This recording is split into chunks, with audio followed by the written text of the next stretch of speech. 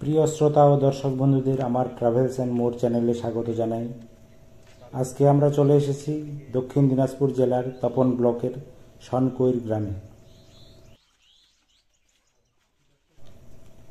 এই গ্রামটি বালুরঘাট সদর শহর থেকে 25 কিলোমিটার দূরত্বে এবং গঙ্গারামপুর থেকে প্রায় 20 কিলোমিটার দূরত্বে অবস্থিত। এখানে আসার আমাদের অন্য কারণ থাকলেও একটি উদ্দেশ্য অবশ্যই ছেলেদের গ্রাম্য পরিবেশ এবং প্রকৃতির সাথে পরিচিতি ঘটানো।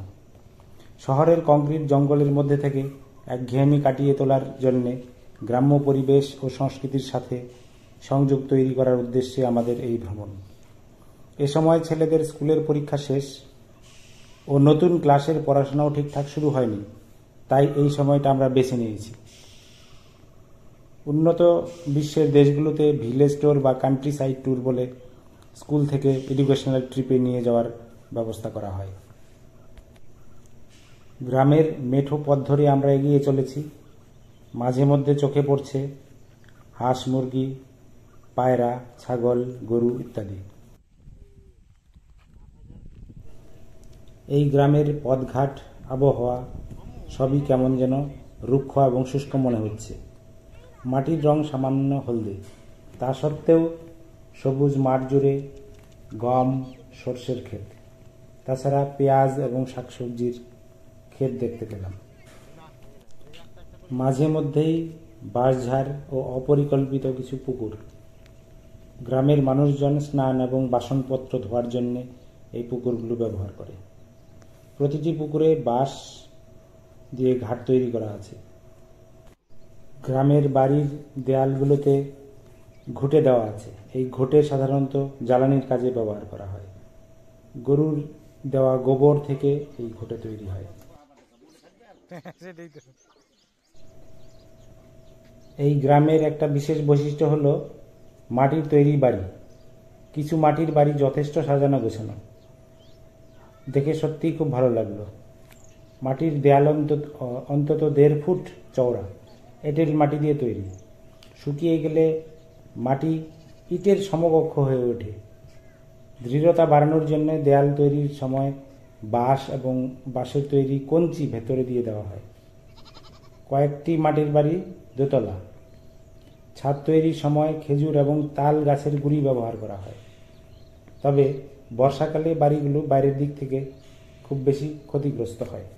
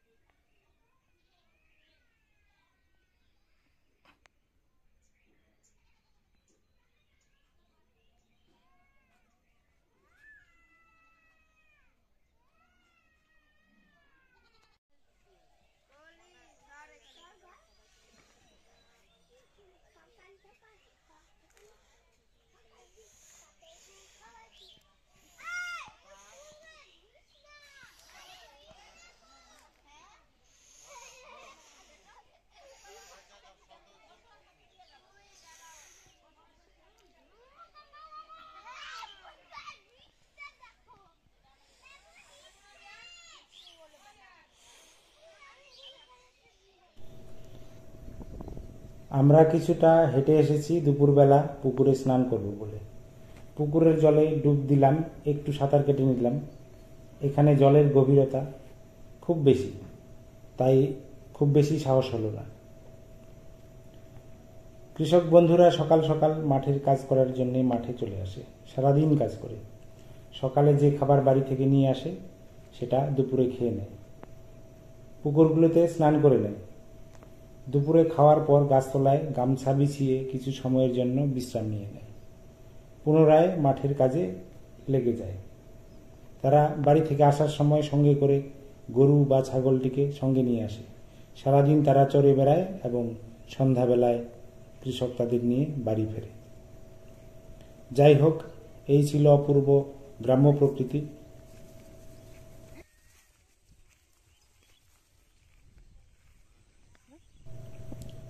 প্রিয় দর্শক বন্ধুদের যদি আমার চ্যানেলটি ভালো লাগে তবে সাবস্ক্রাইব করে রাখতে পারবেন।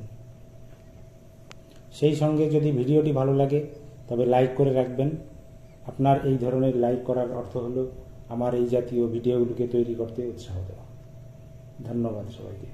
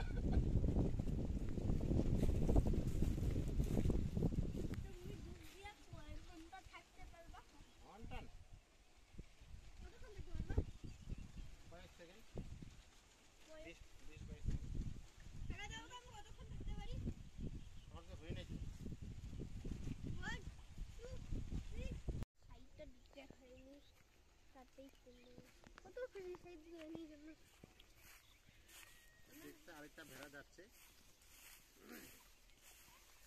দিয়ে দিই তো বিরক্ত না করি, না হলে উঠাই নিয়ে যাবো আর এটার মাংস বানায় খাবো। একটা স্টকে আছে তো, নিয়ে চলে গেছে মনে হয়। সাতটা নিয়ে আসছিল না কালকে, কয়টা কাটছে তোরা কাটা দেখছিস? সময় দেখি দেখিস বলি দেবা, বাড়িতে বলে দিচ্ছে।